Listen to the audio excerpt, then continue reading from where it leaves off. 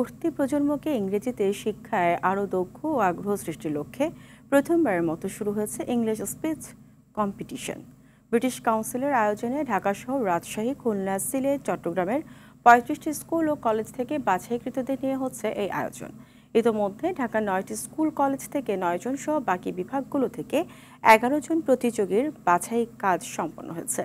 ব্র্যাক ব্যাংকের সৌজন্যে এই আয়োজনের ফাইনাল প্রতিযোগিতা অনুষ্ঠিত হবে আগামী 25 মে রাজধানীর ফুলার রোডে অবস্থিত ব্রিটিশ কাউন্সিল অডিটোরিয়ামে।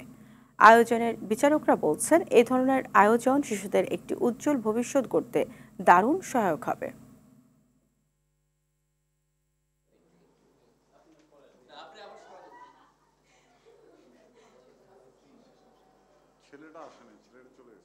ইয়েস কার্ড পেয়ে অনেক ভালো লাগছে। অবশ্যই আমরা এখানে আসার আগে আমাদের main inspiration was our headmistress Wahida Zafar miss. I really wanted to make her happy and উনি আমাদেরকে বলেছিল bring it for Viqarunnisa. So ইনশাল্লাহ I am very glad that I got the yes card and hopefully national round আরও ভালো হবে। When I got the yes card, it was incredibly amazing that I get to represent my own school. বিভিন্ন স্কুলগুলোর সাথে মিলে তাদের যে students আছে তাদের লিডারশিপ কোয়ালিটিগুলা, তারপরে হচ্ছে ইংলিশ স্পিচ ডেলিভারিটা সেটা ইমপ্রুভ করার জন্য বেসিক্যালি। আজকে 45 পার্টিসিপেন্ট ছিল, তো এর মধ্যে near about 75% they spoke very well. BRAC Bank is very happy to be associated with this program.